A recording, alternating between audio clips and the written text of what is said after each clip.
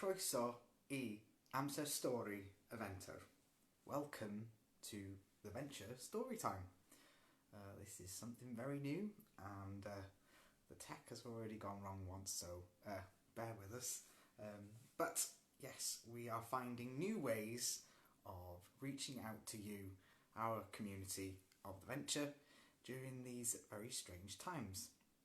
And one of those is this, AMSER STORI. We're hoping to bring you, as often as possible, at 6 o'clock, a story, just while you're winding down from the busy days. So you can grab yourself a hot drink.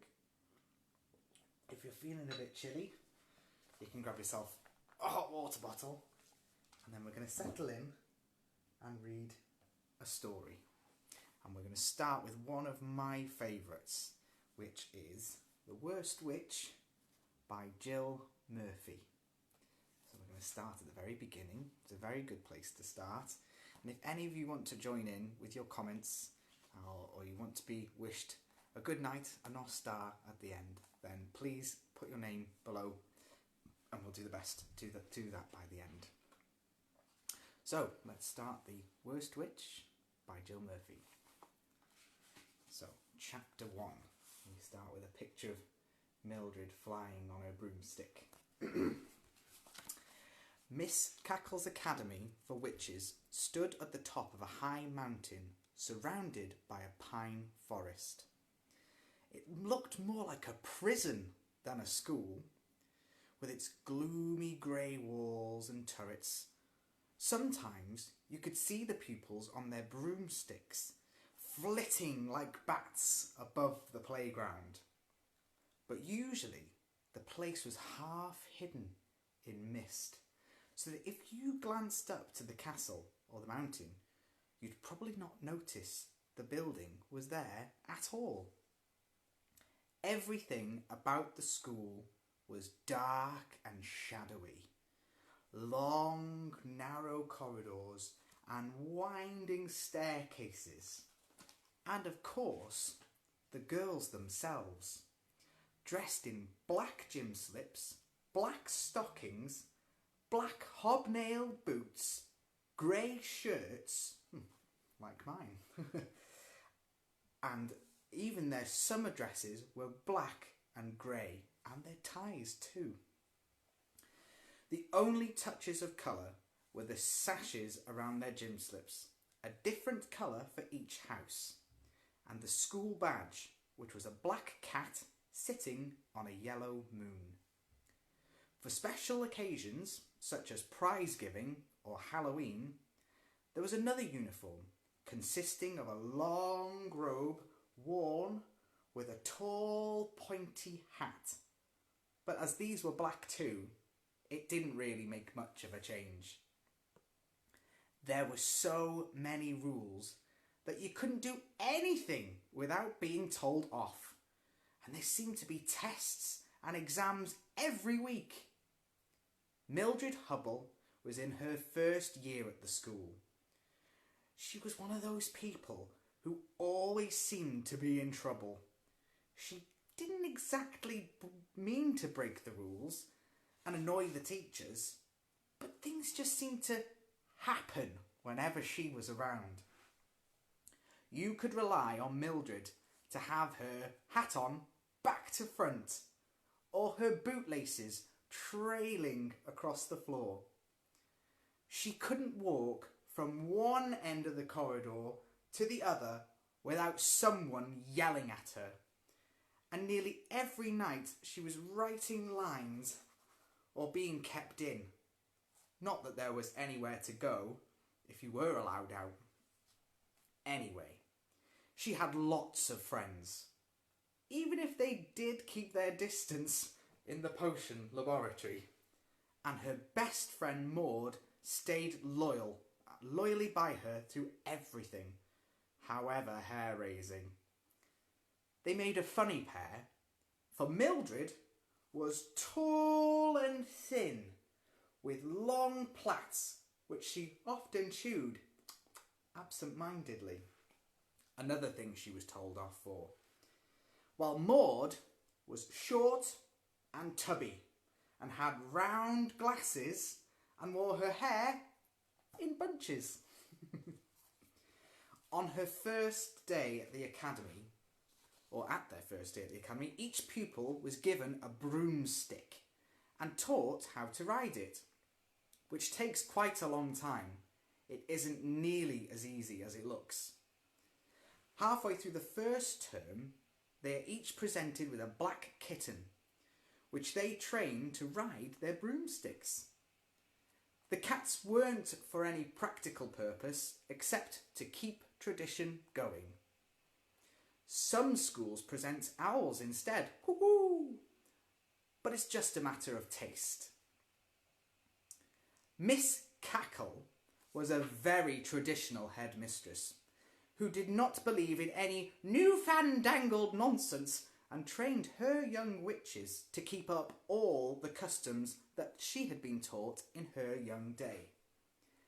At the end of the first year, each pupil received a copy of the popular Book of Spells, a 3-inch thick volume bound in black leather.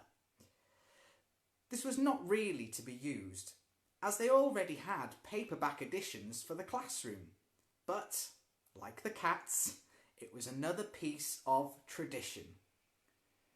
Apart from yearly prize giving, there were no more presentations until the 5th and final year, when most pupils were awarded the Witch's Hire Certificate.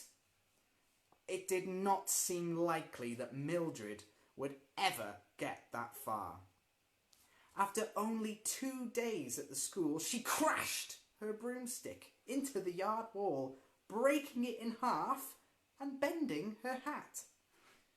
She mended the stick with glue and sticky tape.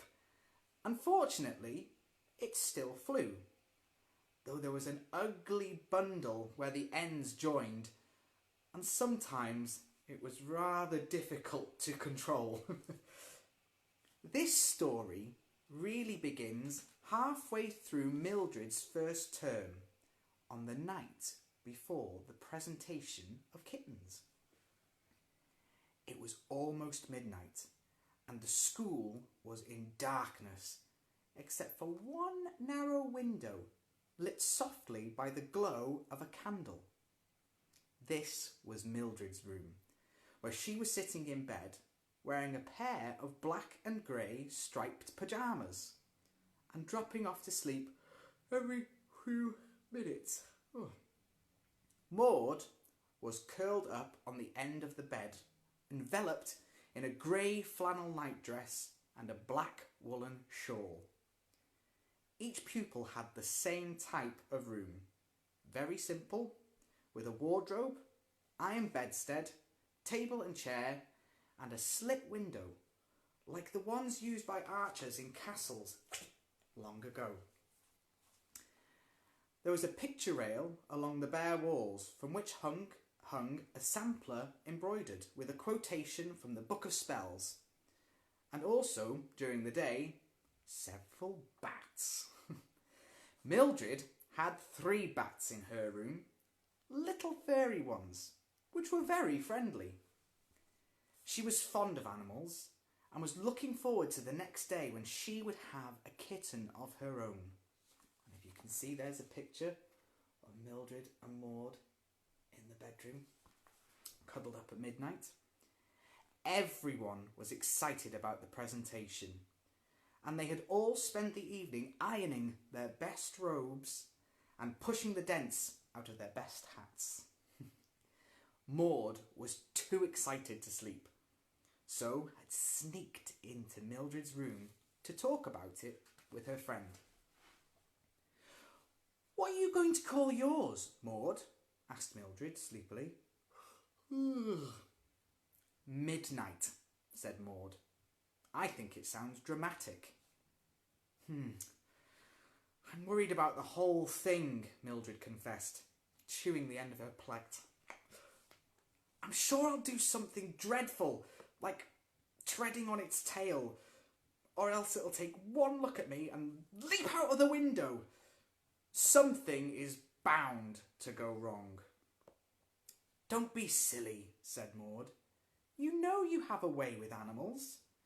And as for treading on its tail, it won't even be on the floor. Miss Cackle hands it to you, and that's all there is to it. So there's nothing to worry about, is there? Before Mildred had time to reply, the door crashed open to reveal their form mistress, Miss Hardbroom, standing in the doorway, wrapped in a black dressing gown with a lantern in her hand.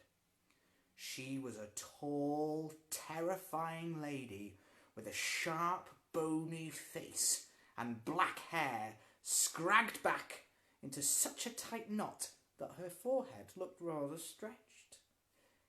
Rather late to be up, isn't it, girls? She inquired nastily. The girls, who had leapt into each other's arms when the door burst open, drew apart and fixed their eyes on the floor. Of course, if we don't want to be included in the presentation tomorrow, we are certainly going the right way about it, Miss Hardbroom continued icily. Yes, Miss Hardbroom, chorused the girls miserably. Miss Hardbroom glared meaningfully at Mildred's candle and swept out into the corridor with Maud in front of her. Mildred hastily blew out the candle and dived under the bedclothes. But she could not get to sleep. Outside the window, she could hear the owls hooting, woo-hoo, and somewhere in the school, a door had been left open and was creaking backwards and forwards in the wind. To tell you the truth, Mildred was afraid of the dark. But don't tell anyone. I mean, whoever heard of a witch but scared of the dark? And there's a picture of Miss Hardbroom and Maud and Mildred in Mildred's room. And there is a picture of the castle with an owl flying around. And that is the end of chapter 1. So, we've got chapter 2 to come, and we hope that you will join us for that. We're going to try and join you as often as we can at about 6 o'clock so that we can be with you whilst you wind down from a possibly busy day. So, let's have a look if anybody's been watching, and we'll wish you a nostar. Karen Mills, hello Karen. Emily Louise Beach, Nicholas James, Asher Fisher, thank you Karen. Louise Haggerty's watching, hello Louise. And Maureen, so Karen and Maureen from our early years centre. Angela, who used to be on our playground many years ago. Mel, thank you Mel. Leon, playworker Leon's watching. Chantel Mackenzie, Rhiannon is watching. Phil Rees, John Hughes, and Simon Baisley. Well, thank you very much for joining us this evening. Like I say, we hope that we will do this again as often as possible at about 6 o'clock when we're all getting ready to go to bed, as I'm sure you all are around about now. And yeah, we just want to keep in touch with you and hope that you're all staying well. So yeah, please join us, and I'll wish you diolch am wylio. Thank you for watching. Breuddwyddion dda, sweet dreams, and hopefully we'll see you soon. Nos da, night night. Ta-ta rwan.